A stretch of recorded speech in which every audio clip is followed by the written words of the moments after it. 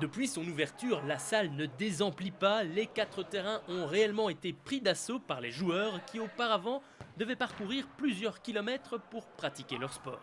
Bon, il y en a un qui ont ouvert à Wavre, mais bon, c'est trop loin. Ici, nous, on habite à côté. On a plein de gens de la région qui vont jouer sur Charleroi.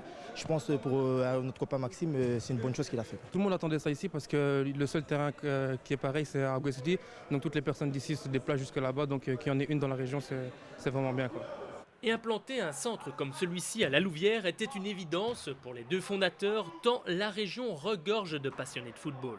On est très contents, on s'y attendait.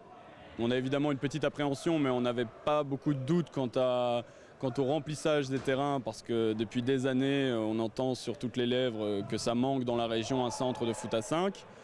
Et c'est d'ailleurs pour ça que l'idée m'est venue. Et oui, on est très contents, on a des retours très positifs. Pour le moment, on a beaucoup de jeunes, mais ça va se diversifier. On aura des personnes plus âgées, des footeux, des moins footeux. Des sportifs, des moins sportifs, mais c'est certain que ça fait très plaisir à voir et les gens s'éclatent sur les terrains, ils prennent du plaisir, ils prennent des photos, ils prennent des selfies. Et pour leur terrain, ces deux associés ont choisi ce qu'il se fait de mieux en matière de terrain synthétique, un investissement important mais indispensable pour satisfaire les amoureux du ballon rond.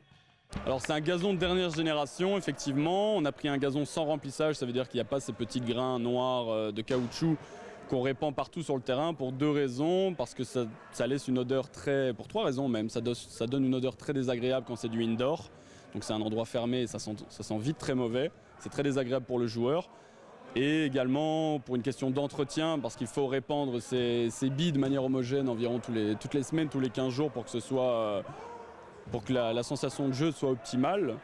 Et les joueurs ne s'y trompent pas, les parties s'enchaînent dans cette déclinaison du foot qui impose une solide condition physique. Déjà, donc il n'y a pas de sortie, donc ça fait travailler d'office plus la condition. Et puis il faut être plus vigilant, on est toujours en mouvement. Et donc voilà, c'est un peu plus physique que le terrain, que du foot sur terrain, quoi. C'est plus exigeant, 1 heure sur un terrain comme celui-ci, c'est plus difficile, on ressort plus fatigué qu'1 heure en salle. Oui, parce que même ici, donc 10 minutes à fond ici, ça équivaut plus ou moins à presque 1 heure sur grand terrain. Donc ici c'est plus endurant, voilà.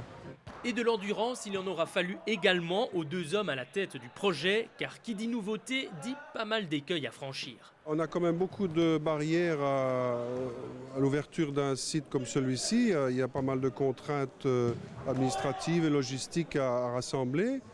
Et puis il y a des intervenants qui viennent de différents pays, même parce que c'est une spécialité en France, notamment en Hollande aussi. Donc ça a été pas mal de boulot. Mais aujourd'hui, le centre est officiellement ouvert, les parties s'enchaînent et les filets tremblent.